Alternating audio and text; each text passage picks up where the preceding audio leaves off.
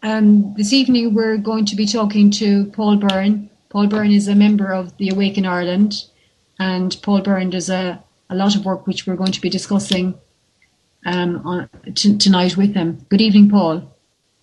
Hey, Martha. How are you? Pretty good, yeah, pretty good. Good. I'm looking at different things here, Paul, at the moment, and I'm just wondering, what is it about the Irish psyche that has allowed us to be fooled by our politicians and bankers, do you think? There's a lot of reasons, I suppose. I mean, Irish people are very trusting. We're honourable. I think you could boil it down to that. We're honourable people. Mm-hmm. We don't expect people to act so dishonourably to us, because honour is ingrained in us. We're an old people, by and large. You know, there's a lot of different people from different backgrounds in Ireland, but largely our roots go back a long way, you know. Mm-hmm. And the way we used to live on this land was by honour, you know, up until very recently, relatively recently. And we just didn't think, you know, we wouldn't expect people to treat us so criminally and so badly. And there's a lot of disbelief that people would actually do that. But, you know, there's different sets of people with different sets of morals, which are very different to ours, who have got us into this situation. I mean, if you look at what's happened with the Anglo tapes, people are looking at that in disbelief. How dare these people? Who would even think to do that? So these type of people, what's it somebody said about the Republicans in America? They get up a lot earlier than the Democrats. But, you know, the people whose interest it is to steal everything that we have get up early, and, you know, they put a lot of effort and they're organised into their criminal activities that suit them. Whereas we, generally, Irish people, and it's not just Irish people, it's people everywhere are the same. We don't, you know, we go through it and live our lives and do whatever we're doing without any grand megalomaniacal schemes to gather in all the wealth. So we just, you know, we don't expect that this is going to happen to us. So these people have got away with it for so long, but people are having to address now that it has happened. So we're then faced with the problem of what do we do to get back from where we are? Yeah, because if we're unsuspecting and if we're in honour and if we are in a place of trust, and then we encounter all this crookery and corruption, and it's almost like, I think for the last few months, I think people have just been suspended in like a limbo land of disbelief. They just think, oh my God, this really couldn't be happening. And for some people, Paul, they've gone into extreme denial. They just think, oh, you know, things will get better. It can't be that bad. And, you know, it actually, because if you look at, I was just looking at, you know, how much we're paying out to, say, bondholders. Actually, today, we actually made a payment to the bondholders. Oh, yeah? Yeah. How much? It was, I think it was 40, is that millions or billions? What's that? You see that figure? 3 million. Yeah, 14 million. Yeah, 14 million. Yeah. So the bondholders went out today. 14,193,000. Yeah, and it's like people aren't even aware of this. You see, the whole problem, Paul, is its lack of awareness for the most people. It's like they know that this is going on behind the scenes, but they're just not aware of how bad it is, because the mainstream media, that's it, I was going to say, doesn't media tell us this at all. You've got to really go digging for it. It doesn't tell us anything. And if you look at the debates, I always say about Pat Kenny on the front line. So when two opposing armies are facing each other in a battle, there's a front line. But it depends. It's very important which side of the front line you're standing on. So Pat Kenny defines himself, he's on the front line. But he's not on our side of the front line, if you get my meaning. And, you know, nothing ever happens on those talk shows. You get all the experts of the day to come on and say whatever. Doesn't matter what they say. Nothing ever happens after it. It captivates your attention. And it's like in a way, the same as EastEnders. It never ends. And it's just stringing us along. And, you know, as much as the bankers quite plainly, as if anybody was in any doubt up to this point, need to go to jail at least. What about all these experts who didn't see all of this coming, you know?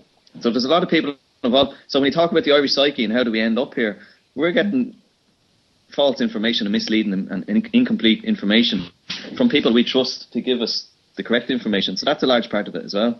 Yeah, because you're only at the mercy really of the information that you receive. at a given time. So if you're not told what's really going on, then people are just kept in the dark. And as you say, they're just entertained. It's just diversionary tactics for most in a lot of these shows. But do you think that the root of our problems, I remember you once saying, you said that the root of the problems isn't solely down to the banking crisis. You said that the problem is actually the Irish people themselves. The root of it is actually within ourselves. I think so. So yeah, I mean, in my opinion, the way I look at it is if we were in charge of ourselves, we wouldn't have engineered this situation for ourselves. But the reason governments and organisations like this are in existence is because we're not mature enough as people. And it's not just the Irish either, or we're led to believe, like a lot of things we're led to believe, that we're not capable of running ourselves. And there's a growing up period is required I think, when you reach situations like this, where we have to address ourselves and go, right, if we were the people making, and I don't mean individual people, but I mean the Irish people as a people. We have the internet now, and it's very different this period in history than any other previous one. There's been lots of revolutions and changes of the way things were done in different countries, but it was there wasn't ever the capability for the most of the people in the country to be involved, which there is now with the internet and electronic communications. So if we were given, say, a blank sheet to go, if you look at your life and go, what would you like? What would you rather be doing? If you could choose with all options on the table, what would you actually do for the rest of your life? Yeah. I think it's going to come down to a situation like that, where every person, or most people are going to be faced sooner or later with the situation that they can't deny what's going on anymore. And people, many people have gone through this already. Anybody who really finds out what's actually going on in the world and how our systems are being run and where it's all leading to, they go through a period of, let's just say, being scared and worried and really shocked. But that's the situation that arises because we've farmed out our responsibility for our lives and the running of our society to people who are crooks and are running it completely against our interests. So it comes down to us. It's a responsibility, really. There will have to come a point soon, I think, where people take responsibility for what they're doing in their lives. Sorry? Yeah, no, I like what you say with that, especially because I just think if people want to become, when people become empowered, you become empowered by actually standing up and saying you're not taking this anymore. I think once you just make that switch in people, because for the most part, what we have found is that a lot of people are in this victim mode, victim mentality. Oh, like this is happening to us, and what can we do? And it's all very much it's been done to them.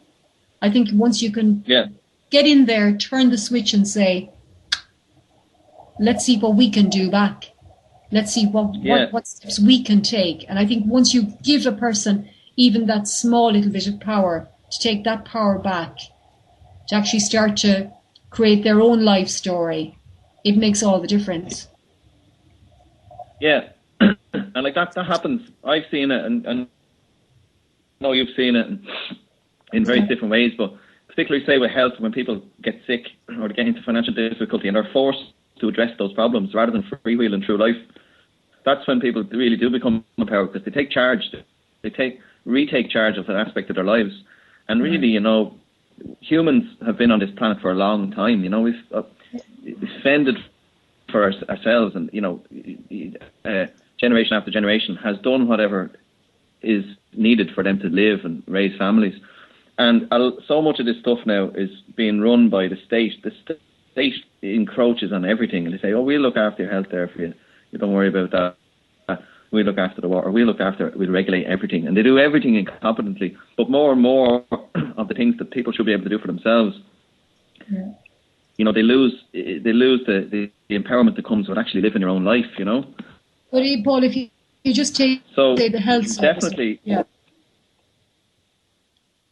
if you just look at, say, the health service in Ireland, like we are the sickest nation in Europe. So if the government are actually looking after our health, they're not doing a very good job, are they?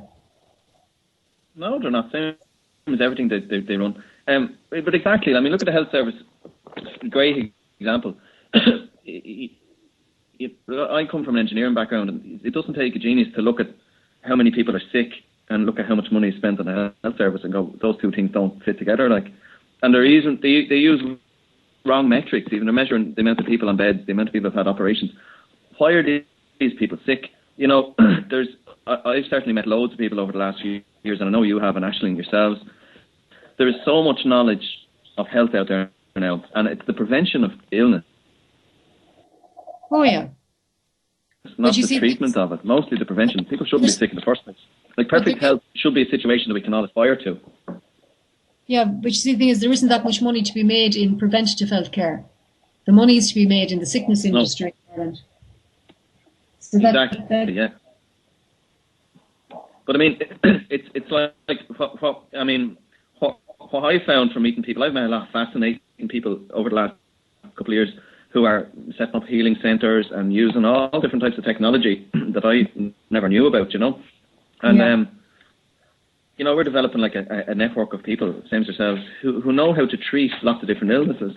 And it's not anything wacky or cookie, and it's all real science and an understanding of why people are sick. Like, I have a friend who was sick from cancer, and he checked himself out of the hospital after having a talk with the doctor. He complained about the food, and he said, "Can I ask you a question about the food in this hospital? It's no nutritional value. It's terrible food." And the consultant said to him, "Nutrition has got nothing to do with your condition." So he said to him, "Do you drive a car?" And the consultant said, "Yeah, why?" He says, "If you put dirty petrol in, do you think you'd get home?" And the consultant walked out of the room, and my friend left, you know, shortly after. And he's pretty much fine now. He's in good health. These people, whatever it is by state-run and pharmaceutical company lobbied industry, it's about money, and they're not training doctors holistically on good health rather than treating sicknesses, you know. So, I mean, just to bring it to the Irish as well, if you, like, as you say, the Irish are the sickest people. Where it's appalling how sick we are. The cancer rate in this country is 1 in 3, and it's going up to 2 in 3. Yeah. I always say to people, if there was a serial killer in the country killing every third person, the whole place would stop, and everybody would stop whatever they're doing until that person was found and you know, locked up somewhere secure. Yeah. And why is it different when it's a sickness? So, like, what I think is actually coming just on the health care and health issue is a very big backlash against. Now, I don't mean a violent backlash, but I mean an awareness backlash and a fury, really. When people find out just how badly they've been shafted. Because the health, everybody's in debt. Most people are in debt. It's very widespread. It's a very big problem. But far more people are sick. Every family has lost somebody or has somebody who's sick. And like when the awareness grows that this is in large part unnecessary, there's going to be several things happen. People are going to demand better. And that's why I think, you know, there's an opportunity then in healthcare and in all of these aspects of our society that are wrong, to turn these things around. You know, these systems are broken. They don't work, and there's enough ability and knowledge and willing people in this country to redesign these systems. You know, including healthcare. Healthcare is a massive one that needs to be redesigned. Yeah, because like according to the government, really, we're just basically just like little economic earners for them. So what you have is you have a broken political system, but you've also got a broken, outdated, I would say, economy insofar as it's not serving the needs of the people, it's only serving the needs of industry. And that cannot continue without huge, far-reaching consequences. You can't have an economy that's just to create profit without looking at sustainable ways of living that we're having on our environment. And you? Paul. No, like, and there's so many things intertwined. I mean, the economy, it doesn't work. You know, in the simplest, shortest explanation of it, it doesn't work. I mean, again, we have all the experts of the day getting on all these talk shows and saying, you know, arguing about economics, and it made it all so complicated that we, the ordinary people, give away our power again to become disempowered to these so-called experts. And I've watched several shows with economists and politicians on the Pat Kenny show in particular, and they've been confounded by people in the audience asking questions that show that they actually don't. None of them understand it. Like Einstein said, if you can't explain something simply, you don't understand it. None of these guys actually understand the economy. And I'm not saying that I do, but I'm saying that what they do is it's kind of similar to the medical profession and a lot of other professions. Their training and their peer group of colleagues and professionals, they build each other's egos up. It's very ego-based. And they can't admit that they're wrong. And like a lot of them, they'll get up and defend all day the current economic model, which has created a global debt that is more than the GDP of the world, and it can never be paid. So by any measure, their economic model is a stupid model, so it needs to be redesigned as well. I mean, you've got a model that's infinite growth on a finite planet. The 5-year-old can say that that's never going to work. So, again, I mean, it seems to be at this period in time, again, due to the technology and the spread of information, that so many people realise now that these things don't work. I mean, the economy is plugged into the health system. It's plugged into the economy is the underlying. Unfortunately, it's the underlying aspect that hooks in everything, including government. It's all about the money. But sorry? Yeah, no, I was just saying, like what you're saying, like the economy is tied into the health thing as well. Because like if you card, you only have access to drugs. Say that again, Marty. You broke up there. The economic model is tied in very much so with the health model, and I agree with you, because at the moment, if you're on a medical card, you don't have access to vitamins, minerals, energy therapies, acupuncture, holism. You can't access these therapies because you can't afford them. Nothing per se, but people can't. So the whole system is like tied in. Like you've got to buy my drugs because that's all that's available to you. Yeah, and it's been created. I mean, it's been created. It's a lack of proper regulation. It's a lack of separation. Or there's such an overlap, especially in America, and all these things have been driven by the pharmaceutical industry. It's coming out of America, where it's mostly based. But they're huge. They're the biggest lobby group, I think that they're now the biggest lobby group, the pharmaceuticals, and they're just getting laws written that suit them, and these have a knock-on effect here. All these pharmaceutical companies that are over here in Ireland, and that's where it ties into the politics again. We're told that it's a fantastic thing to have these American multinational companies over making pharmaceuticals. Ireland is a big place for making pharmaceuticals now. Ireland could be a big place for making any sort of natural medicine, and that's not to sound hippie in any way. Most of these pharmaceuticals, that any of them actually do work, are based on plant compounds. Yeah. They're extracted from huge plants, side effects and everything. So because they want to make money out of it, huge side effects, and that creates more illness. Absolutely, because more sick. Yes. So the health model tied into the economic model, and then what do you think about the education system and how it serves the children today, or doesn't serve them? Hello?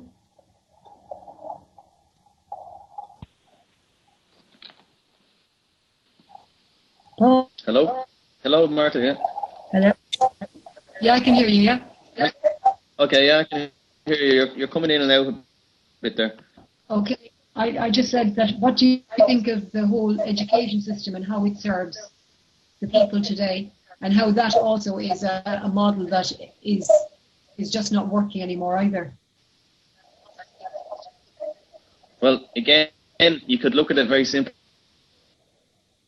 and go, if there's a kind of meme in Irish society where we always say, oh, the Irish education system is really good and it's brilliant and we're all really clever. If we were properly educated, our country wouldn't be being stolen off us under our noses. It's the most outrageous theft, daylight robbery that you could think of. You actually couldn't think of it. No, you'd think it was a joke if you made it up. So, you know, even that reason, we would have to look at our education and go, oh, we're not all that clever if we didn't see this coming and we're allowing it. I mean, when we go to school, and it's the Irish education system, it's the Western model, we're not taught about what money is and where it comes from. We're taught how to get a profession which gets you a lot of money, hopefully. But never, ever are we told what money is. We're not taught about law. We're taught that there is law, but we're not taught anything about it. We're not taught about health, really. We're taught a lot of academic subjects that are designed to make us slot into the economic machine somewhere and keep it running. Yeah. So, again, that's an education system that needs to be overhauled, you know. The education system is a one-size-fits-all system by and large as well. You know, if the education system was a jumper, it wouldn't fit most people because it's only one size. And it also, I mean, it's most people accept now that you know, the Leaving Cert, Junior Cert, they're memory exercises really. You know, you cram and cram and remember a lot of stuff. Get it down on your exam sheet. Forget about it then the next week.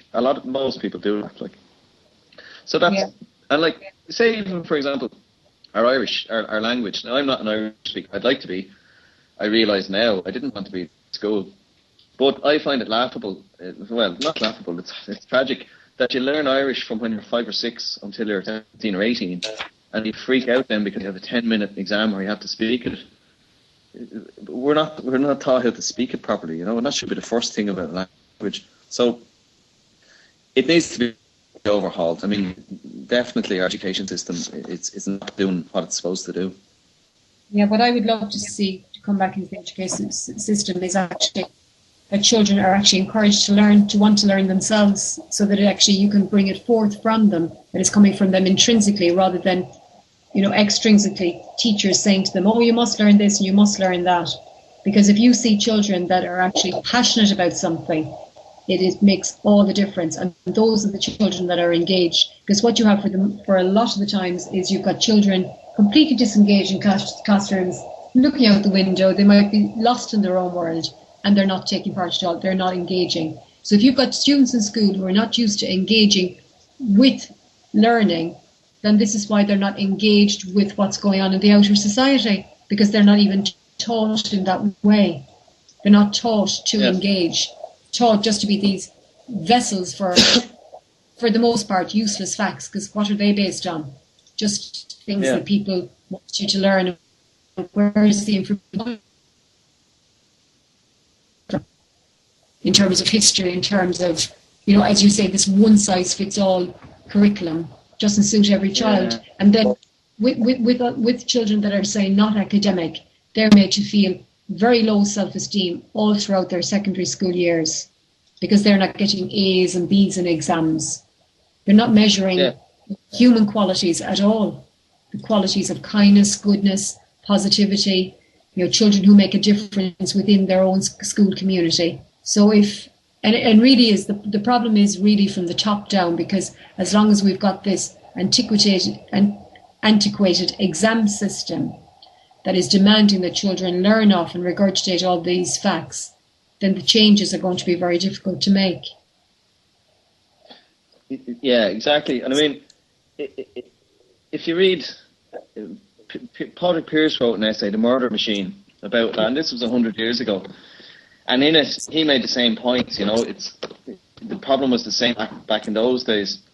It's basically with the education system. The way he made some very good points on that. He said the education system's making components for a machine, and he says you can even tell by the language, because back in those days, students went on to finishing school, and people were ground. They got grinds to grind them, finish them off. That's what you do in an engineering shop with a component.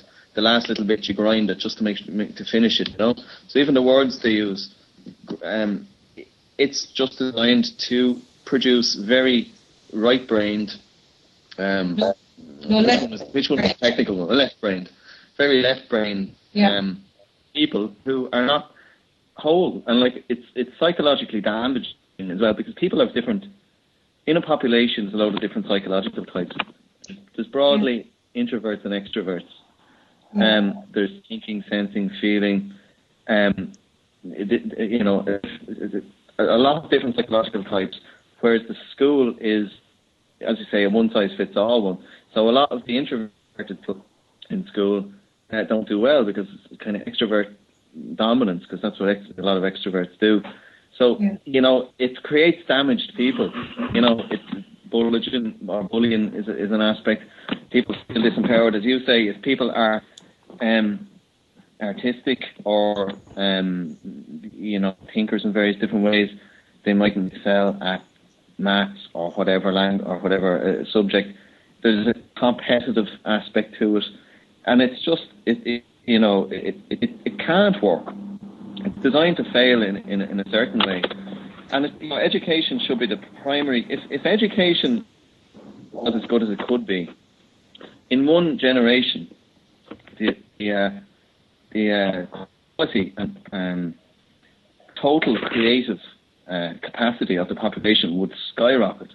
You know, myself and friends of mine do often talk about what's going to happen in this country, and we kind of take the attitude to things that if something is broken, if something is irreversibly broken, which is what all our systems are, you just need to go, okay, they don't work. Let's just design better systems to replace them. And by doing that, you know, kind of put a marker in the sand and say, we do definitely not want to come back here again. So where could we possibly go? And with an education system as the foundation of it, which managed to bring out all the ability in, you know, all of its students, ideally, you can go into anywhere. The sky's the limit. You know, you can really start off a renaissance. The thing we always talk about, turn a recession into a renaissance. You know, to do that, education definitely tackle. Again, the capability and knowledge and abilities to do that are all in Ireland. They're in population. It's with people like yourself, educators like yourself. There's amazing people in the homeschool movement. Homeschooling mightn't be for everybody, but I mean, there's the case there with Eddie O'Neill and Monica O'Connor that's ongoing at the moment.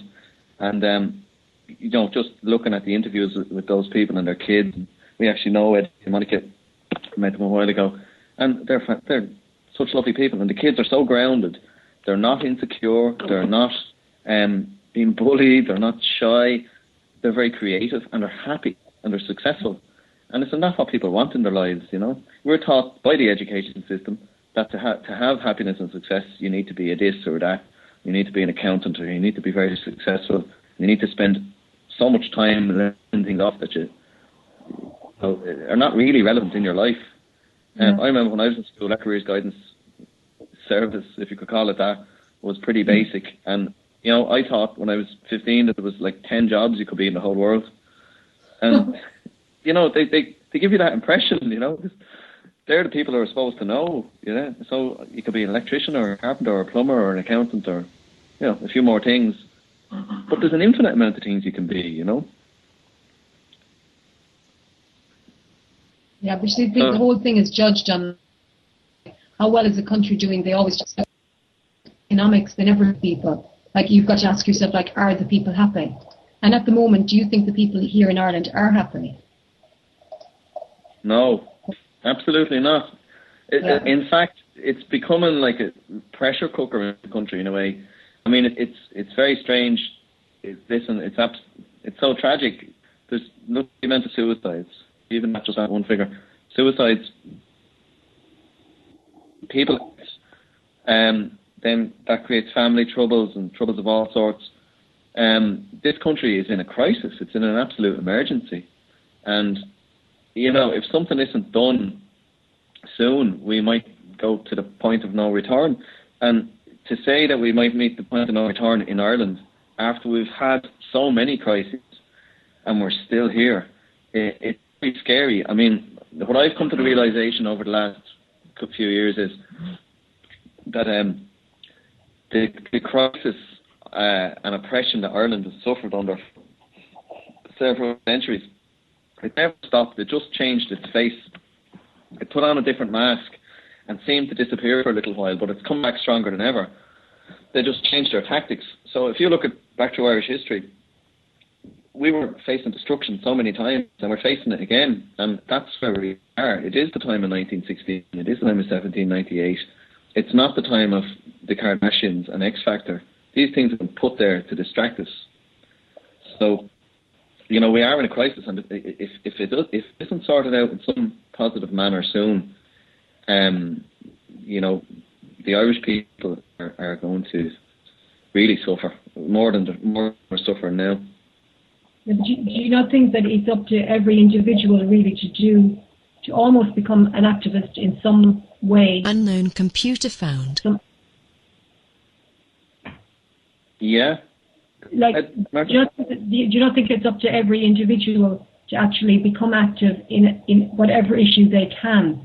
Because it's only with the people pushing forward to demand the changes that anything is really going to happen. Because I think what we've had for, like, last year, there was a lot of people just complaining about things, but this year a lot of people, more and more people are becoming more active.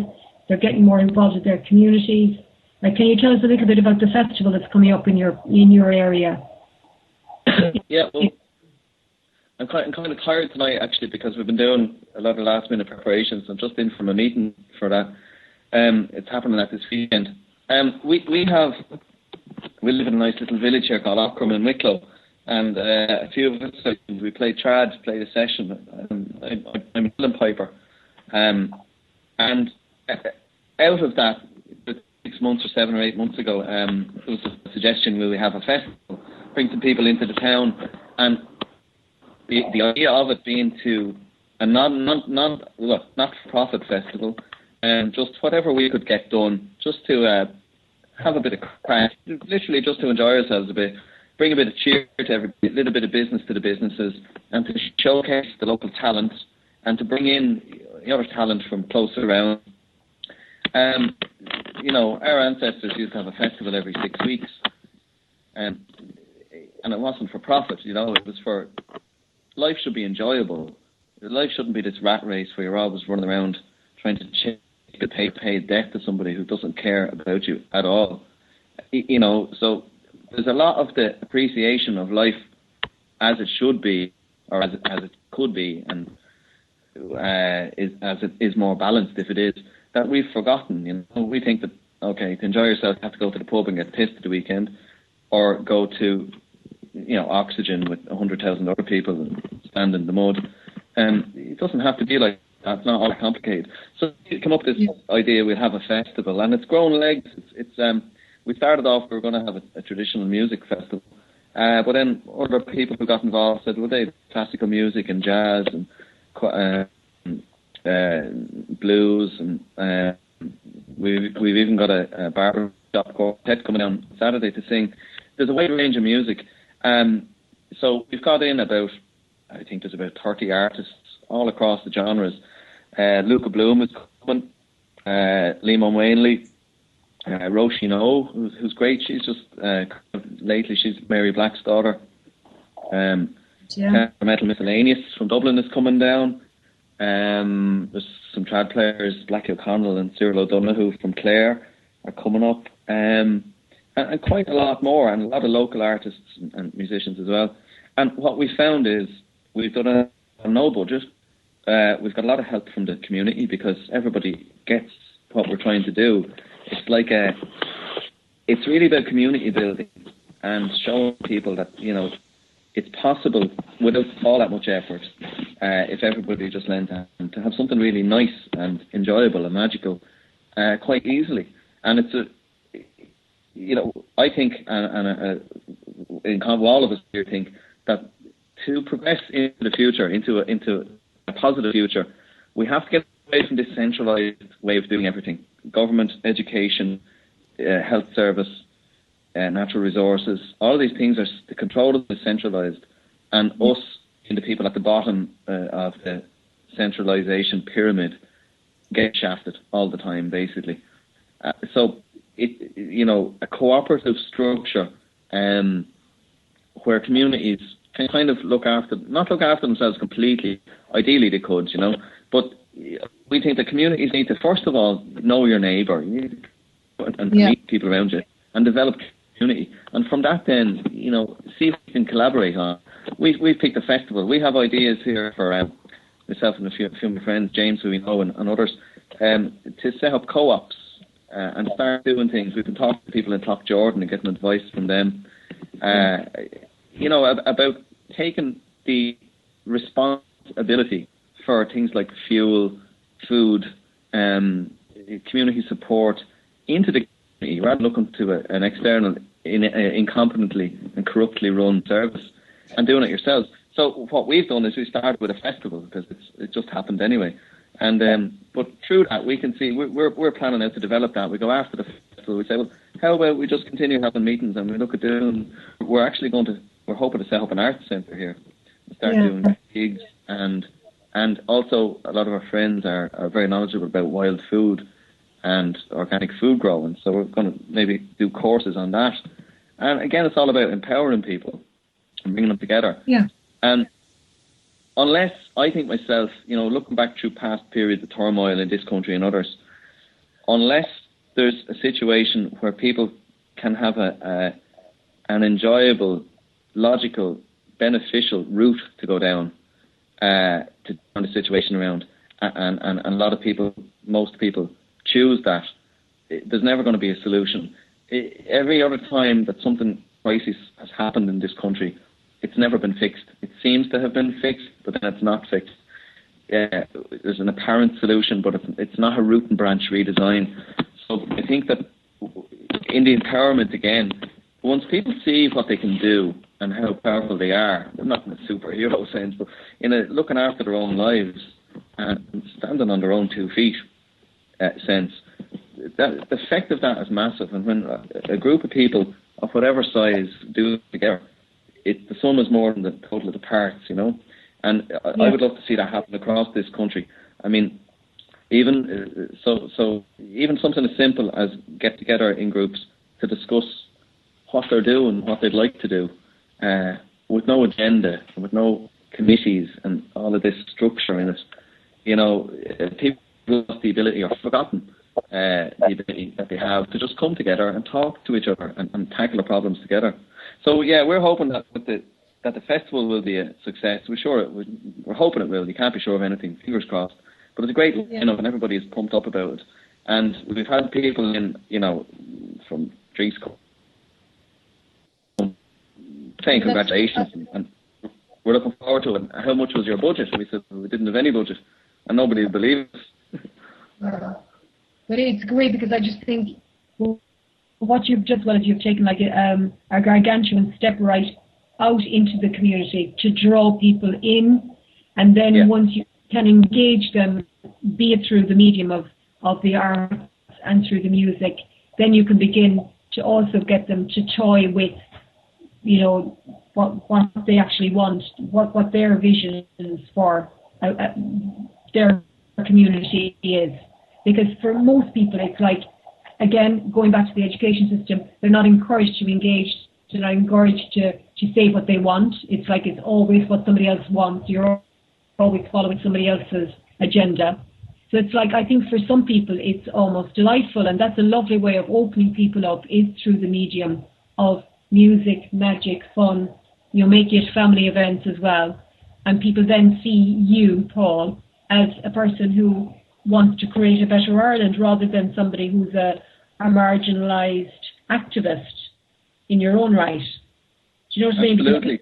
Yeah, we have found that the more we engage with people in our community, it's like in the beginning, Ashke and I were very much marginalised, because I suppose it almost became an us and them type scenario. But now what we've done is we've gone out to various groups, joined various groups, and it's like once you engage with people, they no longer see you as a threat.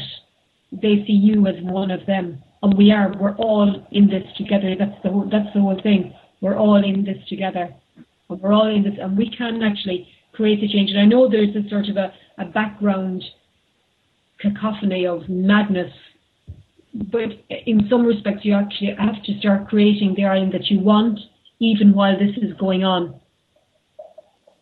So it's like you've got to create the vision while this, because what's going to happen is the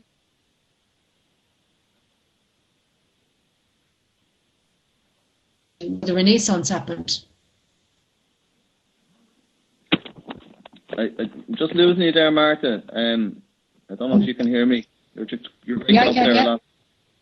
Yeah, no, Could you repeat I can just hear what you. Yeah, you you're fine. said? No, I said it was like during the time of Renaissance, people moved forward, but at the same time there was a lot of political instability. There was a lot of people who remained narrow-minded and stuck in the old ways. But some people did make that giant leap forward. And I think at the moment what's happening is people are making a leap forward in consciousness. Some people are making it quicker than others, but we'll all get there eventually. Yeah, the destination is the same. I'd agree totally that that's what's happening. And, it's happened all through history in various, regular kind of intervals. Things must progress. Everything must progress. In terms of, just say, the universe, life, society, it's all scaled. The universe is constantly evolving and developing and moving. It never stops. And, that the patterns of how the universe is constructed are reflected in us. It's all scaled, fractal patterns. We must always move forward, or else we stagnate and we get the difficulties which manifest as what we're seeing around us now. It's a learn. I see all of this as essential. In the learning process, when you were saying, at times you have been marginalised and people thought, no, you're maybe a bit mad or something because of the things you talk about. We've only started. We came across these subjects because we encountered them and we couldn't sort of look the other way and say, no, that's not happening, because the facts, say, from the fluoride, for example, are there. So you face it, whereas other people don't face it. They prefer it. They have the opportunity to not face it. So when you do look into these things, what you're then talking about is different from everybody else. But I, after kind of banging my head against the brick wall with people for a couple of years, I just stopped doing that. I said, right, as you say, these people will get it in a few years soon. I've got maybe a little bit earlier than them. Some people got it way earlier than me. Everybody's at different levels, but the destination is the same. Yeah. So I was freaked out over a lot of the bad things that were happening, and I try to be optimistic about things always. My understanding of it is that all these things have to happen because we have to learn. If you try to tell a child not to fall over, you're wasting your time. The child is going to fall over at some point. He'll bang his elbow, scrape his knee, it'll be sore, or he'll get stung on a nettle or something. And they learn how to avoid these things. And it's the same in all of the things we're doing. So at the moment we're being faced with the biggest, most obvious example of how not to do things, how not to run a country, how not to run a planet, how not to run banks, how not to run a health service. But if we're not faced with that, we'll continue on, in kind of mediocrity, not really living life. It may seem strange, maybe sounds strange to say that, but I think that it's an unfortunate but essential aspect of all our developments and consciousness development that we have to see evil to go, well, hopefully we'll all go, well, we definitely don't want that. So what would we put in its stead? And it bounces towards the other end of the scale, then towards the good. And it is a consciousness development. And it's like, it's going, the shape that moves the universe is the vortex shape. It's spiral spinning galaxies, hurricanes, atoms. Everything is animated by that shape. It's like a spiraling, increasing state of consciousness that we're in. It's going upwards and expanding. And that gives me great hope for the future. Now, although things are very dire, if you look at what's happened in the last few days, Claire Daly, fair play to her for what she said about Obama, that's going viral. In America, it's very big in America. The thing coming out about Anglo, the fluoride information is exploding. The best article really bringing that out. So it's coming to the point there something has to give. And say for example, the economy did collapse completely, or the government have to resign over some of these scandals, which is not, that's not an everyday thing. How much of this can they put up with? That again, each one of these things is a consciousness accelerator, And like we noticed it around the village here. 3 years ago, you know, there's a lot of subjects that you would talk about that people just look at you if you've two heads. But now everybody knows, and that's the same in most places around the country. So we're reaching the tipping point. I think we've reached the tipping point. It's just that it's funny. I'm glad you've said that actually, because my own mother would be extremely, I suppose, entrenched in a very conservative mindset.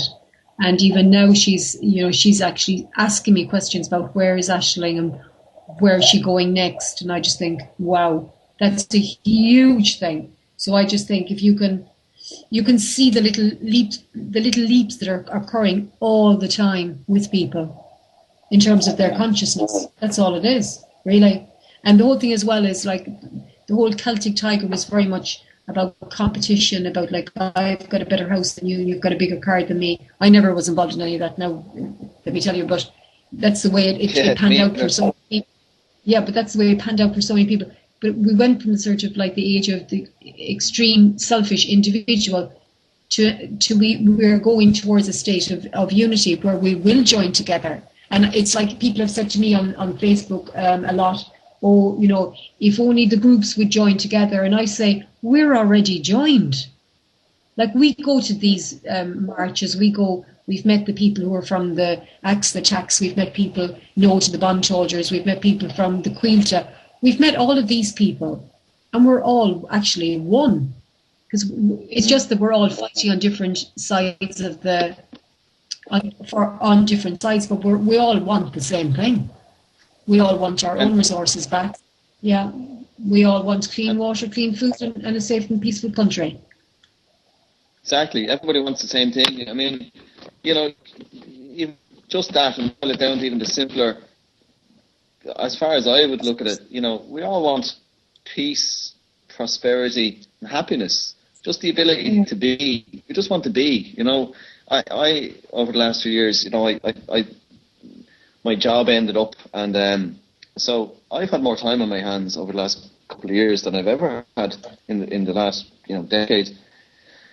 Not much money, and I'm happier than I've ever been because I'm appreciating what's actually important in life. And I think a lot of people, in a quirky result of the recession, people who were very busy, very, very busy, now have time to think, and they're realising that, you know, life, the important things in life don't require all this stressful running around in an economic rat race.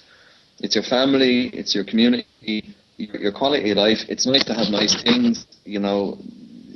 A free market economy is, I think, essential, as long as it can't run out of control like this one has. You know, otherwise things would stagnate like communist Russia. Nobody would want to live there. But, you know, people are realising that nice things are nice, but the important things in life are the important things. And when you remove the clutter, we're all cluttered our lives up in the Celtic Tiger. When that's removed, because people can't afford it anymore, people are having more clarity. Like, just on one thing you said there, it brings back to the Irish psyche as well. Yeah. During the boom, a lot of people did go spending a lot of money. I missed it myself. I had a good job for a few years of it, but I didn't get on the property ladder. I went against the advice of all the experts. Lucky me. But you're lucky because you're not in negative equity. Exactly, yeah. But you see, I look at that and I go, I have a lot of family who did build houses, you know, and say family where the eldest will build a house, and then the second eldest will build a bigger house, and the third eldest will build a little bit bigger than that one. And I look at this as a kind of racial reaction to the fact that the Irish have been oppressed and in forced poverty for several hundred years, living in hovels, you know, by and large, being evicted, not having security of tenure. A friend of mine was speaking to a guy who fought in the War of Independence, and he said, well, what are you fighting for? And he goes, we were fighting for freedom to market and security of tenure. That's the same fight that's going on now. The security in your own home. So I think people reacted against that. You know, it was in us to say, right, we finally made it. We're on the map. Ireland is a successful country now. We can afford these things. So we went from the historical poverty and lack of anything to unprecedented boom. So Are you there, Martha? We've kind of seen both ways of doing it now, and neither of them are really the one we would want. There's a situation somewhere in the middle. Because when people get all this material wealth and material success, they're not happy. You know, by and large, most people are not happy. Even the ones who are apparently the most successful are the ones with the biggest debts now. And so these people are having a realization as well.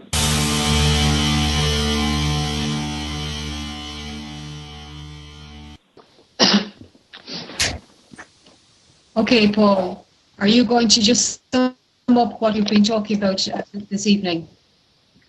Yeah, okay, well, I'll tell you what we're doing at the moment, Martha, myself and James and a few more people. Like you said, we went around a lot of different activist groups and to different protests and made up with lots of people who have solutions to all of these problems. Maybe not all the problems, but lots of them. And what we've kind of realised is that in common with all of the groups, everybody now is crying out, we need unity, we need to all just work together. There's a framework missing. I really believe that all these activists now, ourselves and everybody we know, we've all helped each other. There's a very wide circle of people with so many amazing abilities and knowledge and beautifully motivated people who really care about Ireland, about the Irish and about the world, you know. And they know that a better world is possible, and it is. I mean, a vastly better world is possible, and it's not far away. We need to go back to our communities, to our friends and families, and make friends with them, make those connections in whatever way, through food, through positive information is the best. We're doing it with a festival and with music here, and it really works, you know. And loads of people in our community and in all the various communities, they know now, people are awake, but they're looking for what to do. So I would advise to go and re-engage with your friends you might not talk to for a while, or even friends you are still talking to, and walking out the group so it's not just activists.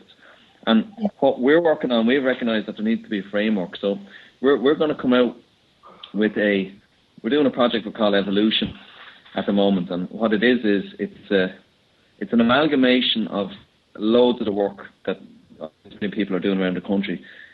We've tried to develop that into a framework of a process that we can do all across the country. It's quite simple, of getting people together in communities to simply have conversations and go, what would you like? Just simply ask the question, in an ideal world with a blank canvas, what would you like? Because this is our country. All of it, everything that's in it is our property. Now that doesn't mean it's ours to sell or to mistreat. But it does mean it shouldn't be given away and we shouldn't be mistreated. And whatever happens in this country is up for us to decide. So the question becomes, what do we actually want? So, as I said earlier on, I think that in this country people need to ask themselves three really important questions. Who am I? Where am I? And what do I want? And who are we? Where are we? And what do we want? If we could choose, what would we choose? So myself and James and a few more people are going to come out very soon now with a big document written, and we're going to set up an educational trust to have a vehicle to allow people to come together and ask those questions and any other questions they want to ask, and have an actual framework along which we can develop new systems. The quote we often use is from Buckminster Fuller. It says, "You never change anything by fighting the existing reality. To change things, build a better system that makes the old system obsolete." The systems we're run by are dinosaur systems that don't work. So we need to redesign. We need to design new systems. So that's what we're going to. We'll have more news about that probably in the next couple of weeks. But we're hoping that it'll be something that people will get on board. That won't be threatening to anybody. That people go, okay, let's use this as a tool to achieve the unity we need, and it'll all be open, transparent, and endable. And we call it evolution because evolution is an open-ended process. It doesn't have limits, and the progress is positive in the upwards direction, which is where we should always be headed. So that's what we're doing at the moment, anyway, you know. And we'll have another bigger update on that very soon. You could also give it then out to the various different activists around the counties who are engaging with their own community, and they can use the evolution as a philosophical framework to move forward. Absolutely, that's the idea. Yeah, brilliant. Okay, Paul, thanks very much for coming on tonight, and I wish you the very best with your festival, and we'll keep updated with all your progress. Thanks very much. Cool. Thanks very much for having us on, Martha. The festival's called Cracking the Granite. We're on Facebook and on we have a website, and it's on Friday to Sunday. So come on down if you're anywhere near Arkham. It's going to be a good crack, good weekend. Excellent. Thanks, Paul. Cheers, Martha. Thanks. Bye. Okay, excellent. Bye-bye.